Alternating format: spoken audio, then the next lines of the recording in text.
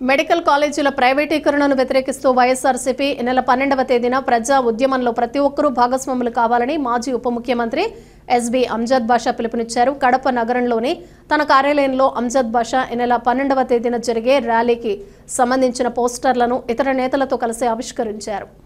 చంద్రబాబు నాయుడు అనే వ్యక్తి ఒక విజనరీ నాయకుడు అని చెప్పుకుంటుంటాడు.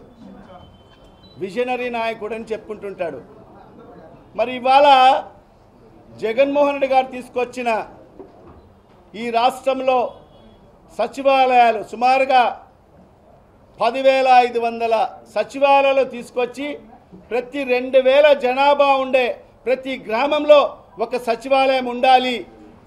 మరి ఆ సచివాలయంలో మన నిరుద్యోగ యువతీ యువకులకు మరి ప్రభుత్వ ఉద్యోగాలు కల్పించి సుమారుగా ఈ రాష్ట్రంలో 1,35,000 మందికి మరి ప్రభుత్వ ఉద్యోగాలు కల్పిస్తూ మరి ఆ సచివాలయ వ్యవస్థ తీసుకొచ్చి మరి అదేవిధంగా ప్రతి 50 కుటుంబాలకు ఒక వాలంటీర్లను పెట్టి ప్రభుత్వం నుంచి అందే ప్రతి సంక్షేమ పథకం మరి వాళ్ళ ముంగిటికి చేర్పిస్తే మరి ఈ పెద్ద మనిషి ఎవరైతే విజనరీ అని చెప్పుకుండే చంద్రబాబు నాయుడు గారు మరి ఈరోజు ఏదైతే జగన్మోహన్ రెడ్డి గారు తీసుకొచ్చిన సచివాలయాలను పేరు మార్చడం జరిగింది.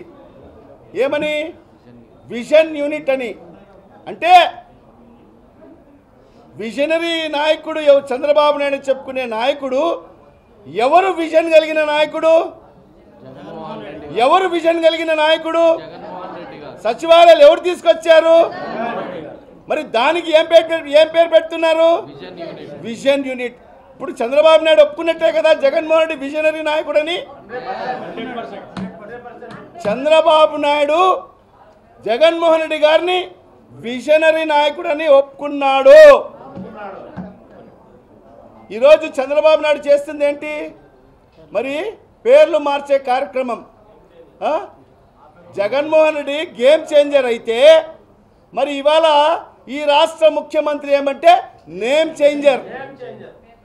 గేమ్ చేంజర్కు నేమ్ చేంజర్కు తేడా గమనించండి.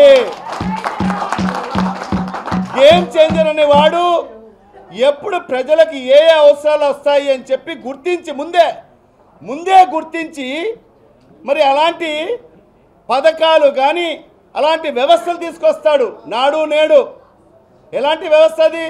మరి ఈ రాష్ట్రంలో ఉండే ప్రభుత్వ బడులన్నీ కూడా ఈరోజు రూపుమాపడం జరిగింది. మన బడి మన భవిష్యత్తు అని చెప్పి మరి ఈరోజు పేరు మార్చడం జరిగింది.